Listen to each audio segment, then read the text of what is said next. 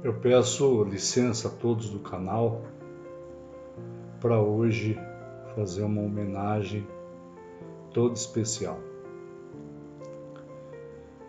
Essa aula de hoje eu gravo com muita emoção no coração, porque hoje o dia todo eu falei no nome do meu professor de Direito Penal, Dr. Wagner Sebastião Chiamentti. E tive a triste notícia que o mesmo havia partido. Isto me deixou muito triste, porque o Dr. Wagner, além de ser um excelente promotor de justiça, um excelente professor, era um ser humano daqueles que são especiais. E por onde passa, ele deixou um rastro de luz, uma marca que fica no coração da gente indelével. E eu creio que ele hoje está nos braços do grande Pai junto a Jesus Cristo. E se hoje eu entendo um pouco de direito penal, eu devo a essa pessoa que se chama Wagner Sebastião Chiamentti. Jesus é a ressurreição, a verdade e a vida. Eu tenho certeza que o Wagner hoje está nos braços de Deus. E muito obrigado pelo Senhor ter me ensinado tudo que eu sei de direito penal. E certamente, a hora que eu olhar para o céu, eu vou ver uma estrela. E essa estrela certamente é o Senhor. Deus o abençoe. E eu homenageio o Senhor com essa aula. Saudades, muitas saudades.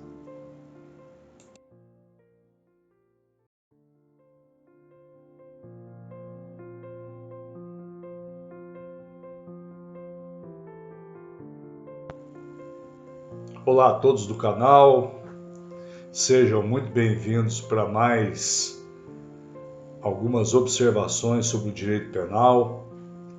E eu sempre procuro trazer temas que são muito discutidos e alguns deles esquecidos dentro do direito penal. E hoje eu me deparei com uma lembrança do passado.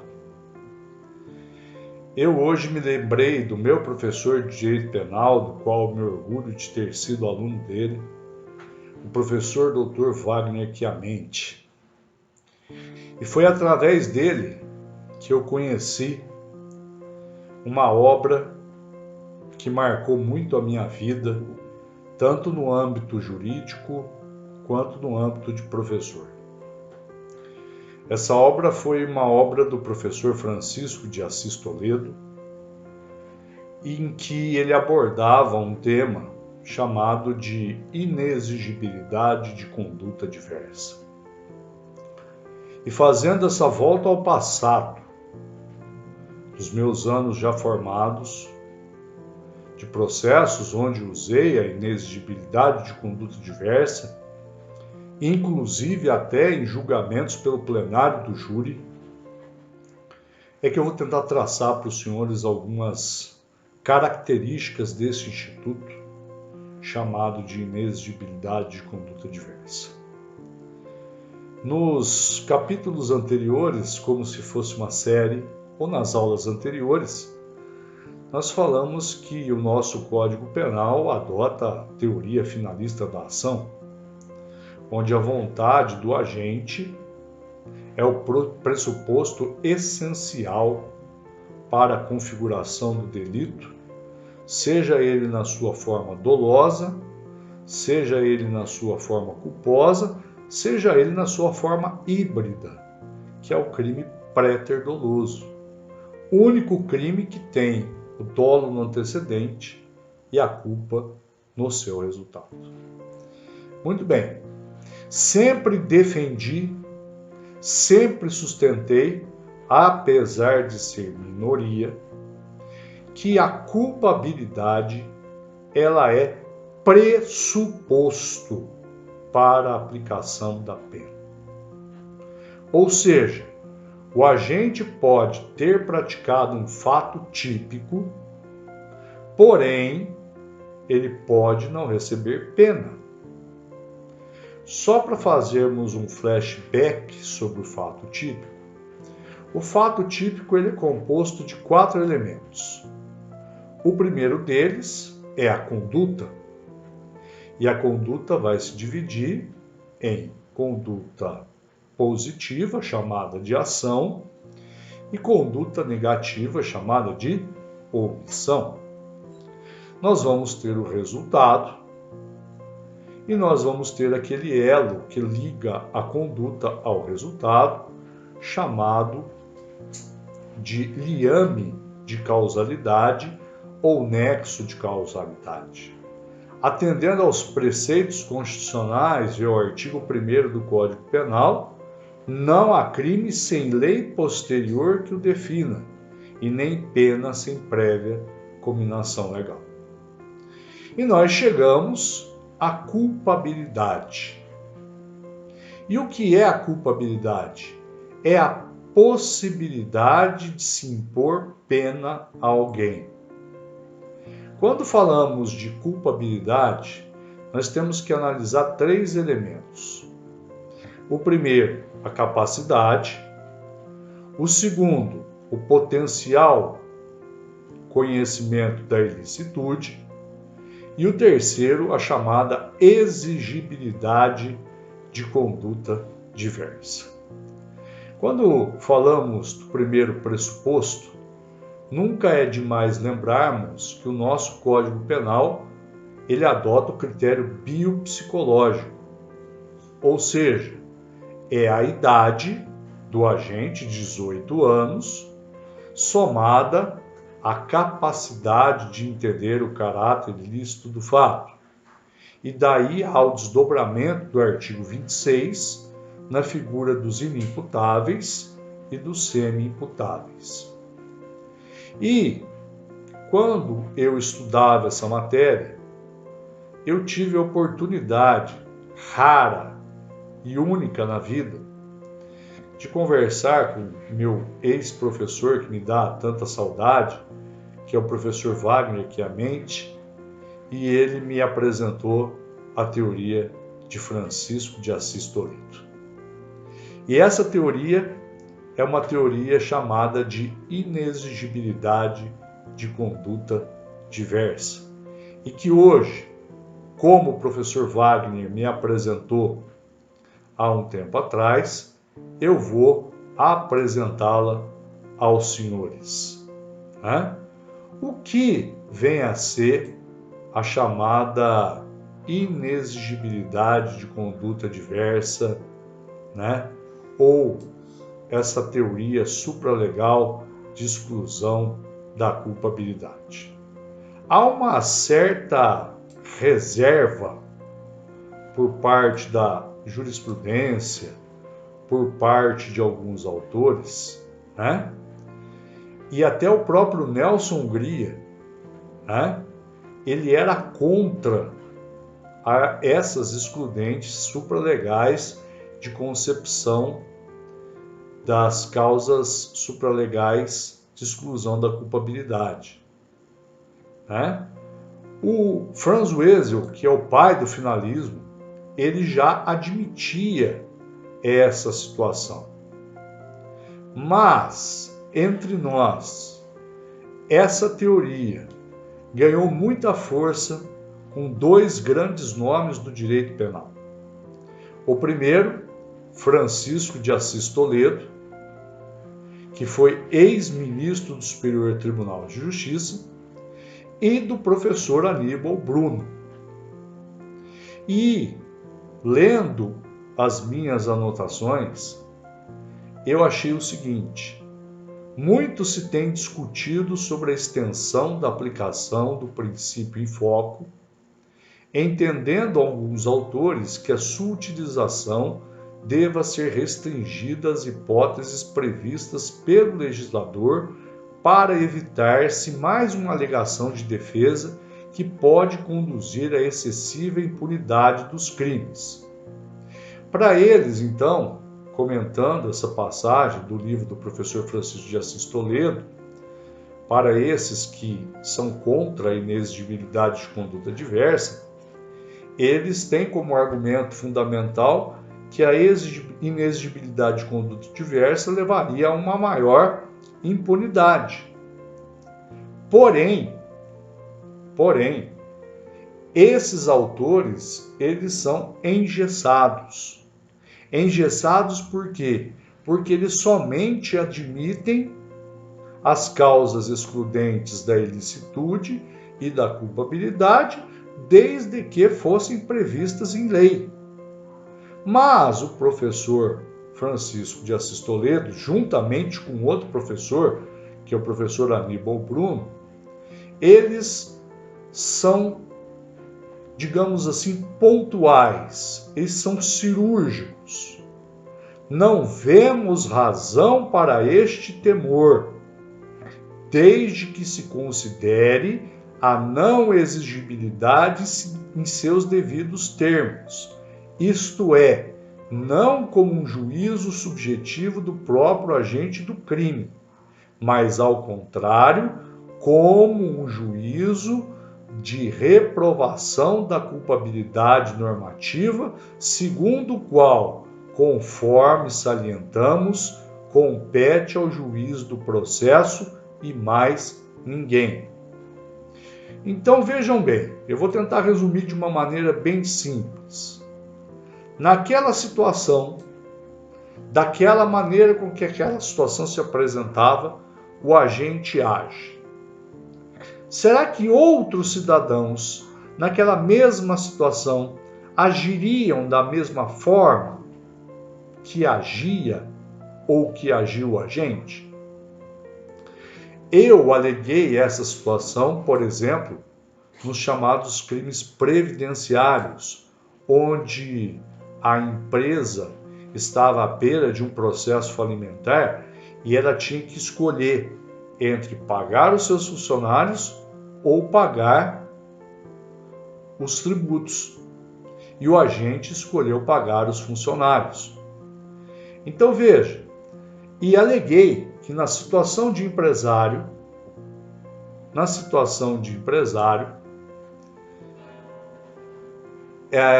a inexigibilidade de conduta se afiguraria nessa situação.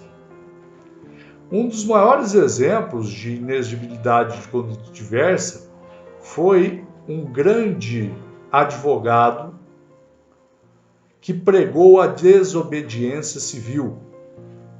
E por incrível que pareça, vocês o conhecem.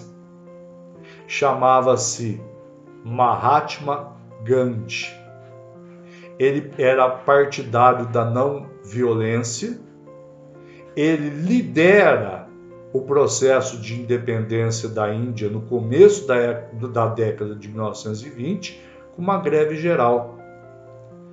E ele chega ao ápice quando, em 1930, violando leis de monopólio da produção de sal pelos ingleses, Gandhi convoca toda a população indiana para a produção independente e, caminhando vários quilômetros, exibiu em suas mãos o sal produzido como símbolo do movimento de resistência ao domínio britânico.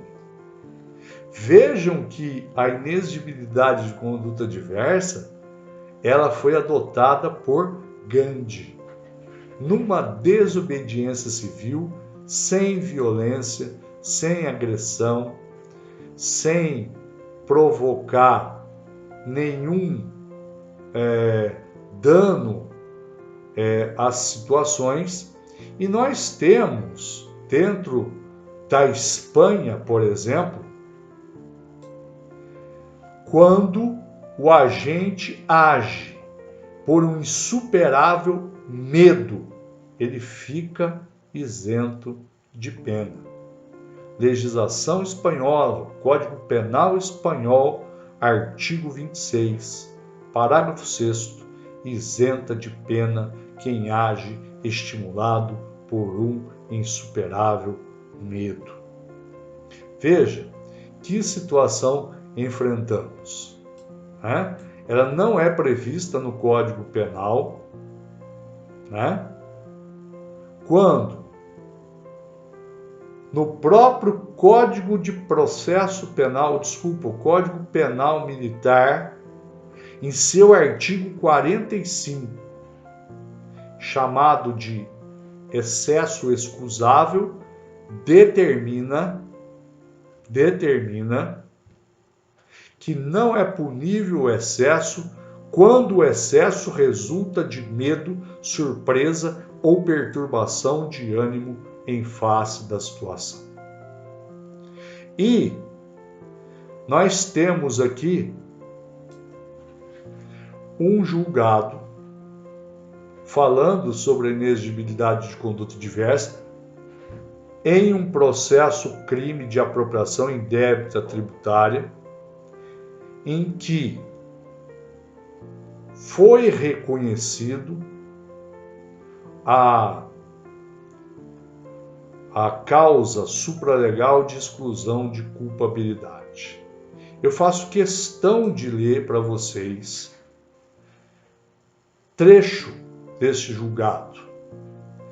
É de ter por demonstradas dificuldades financeiras por que passava a pessoa jurídica, pelo que se deve entender ser reformada a sentença recorrida, diante do fato de não poder se exigir dos acusados, ora apelantes, conduta diversa daquela que foi adotada. É um julgamento do Tribunal Regional Federal da Primeira Região. E não foi só esse tribunal que adotou isso, não. O Tribunal Federal da Segunda Região também. Diz o arresto penal, apelação criminal, apropriação indébita, previdenciária, inexigibilidade de conduta diversa, crise financeira, recurso provido. Apropriação indébita previdenciária, materialidade e autoria bem demonstradas, inexigibilidade de conduta diversa. Dificuldades financeiras fincadas em boa prova documental, apontando atraso no pagamento de salários, caso de exclusão da culpabilidade. E quando nós excluímos a culpabilidade, nós excluímos o dolo.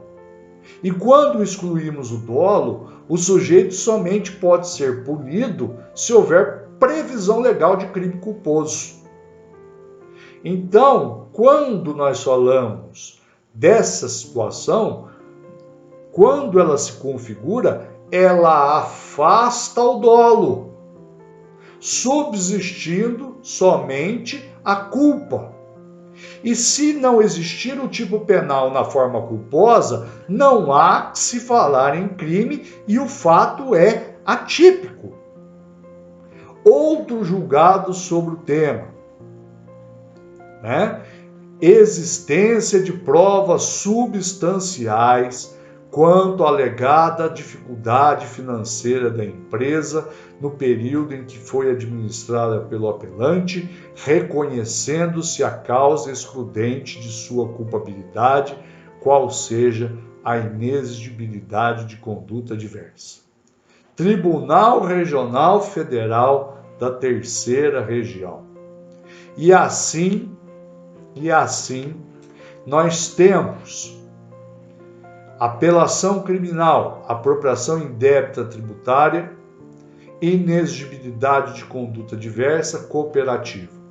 Diante da completa inatividade da cooperativa gerida pelos réus, resta prejudicado o ciclo produtivo e, por conseguinte, as condições de receber contribuições sociais regularmente, devendo, pois, ser prestigiada a sentença absolutória que reconheceu a inexigibilidade de conduta diversa.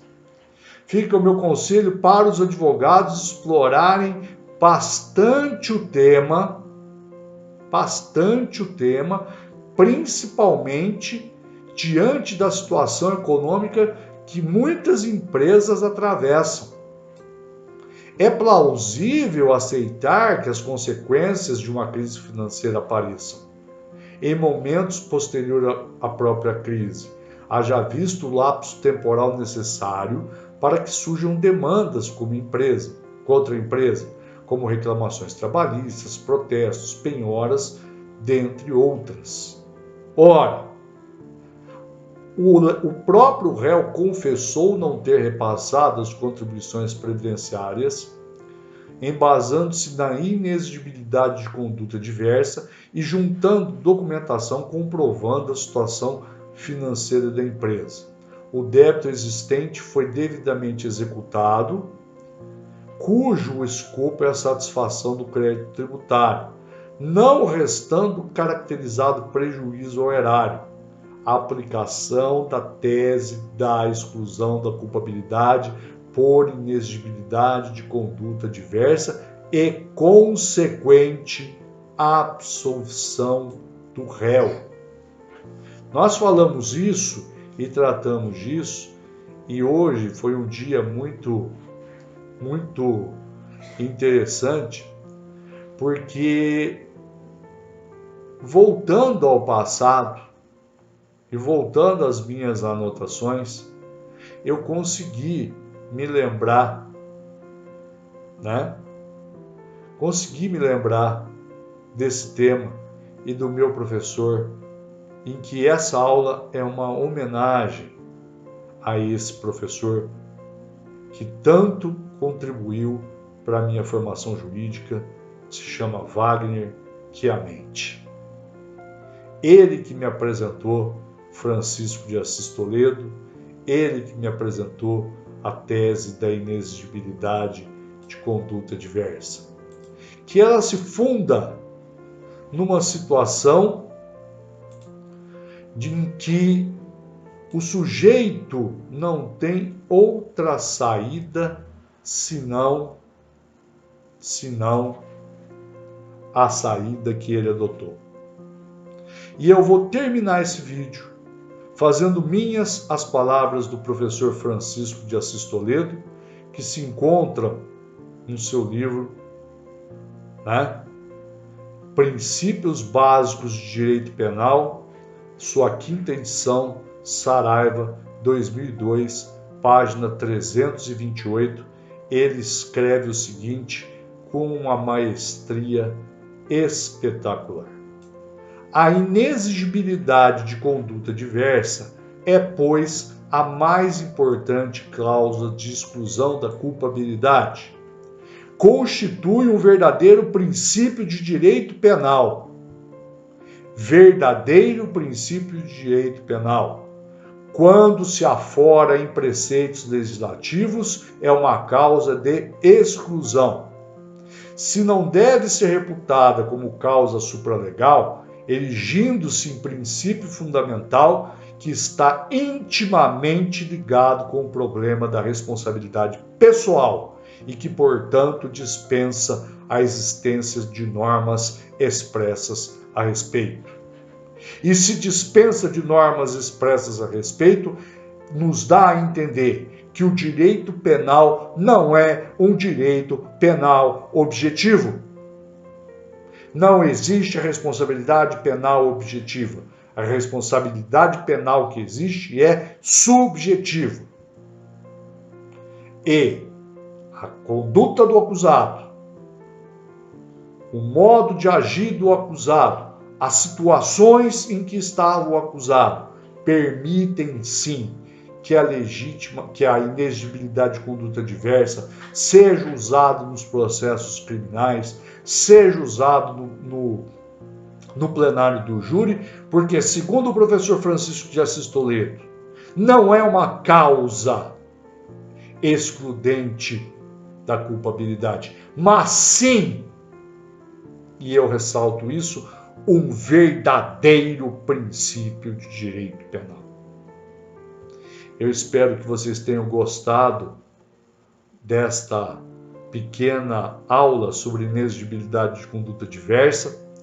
Eu prometo que na próxima aula eu vou trazer mais temas polêmicos, como a conduta da adequação social, como como a teoria da adequação social, como a teoria, né, da bagatela, para que nós possamos fazer um direito penal um pouco mais humano e justo. Não existe direito penal objetivo e nem responsabilidade penal objetiva no direito penal. Muito obrigado a todos, espero que vocês tenham gostado. Não se esqueçam de se inscrever no meu canal, de colocar o seu like, de assistir às nossas colocações. E se tiverem alguma sugestão de algum tema e eu puder ajudar, estarei à vossa inteira disposição. Um grande abraço a todos, um beijo no coração de cada um, que Deus os abençoe e os proteja. Fique com Deus e lembre-se, aquilo que você planta hoje será aquilo que você colherá amanhã. Então plante otimismo, plante fé, plante vontade, plante o desejo de estudar, o desejo de passar, o desejo de se tornar um grande advogado. E essa sementinha regada pela fé, ela vai se transformar numa grande e numa formosa árvore. Que Deus os abençoe e os proteja. Grande beijo.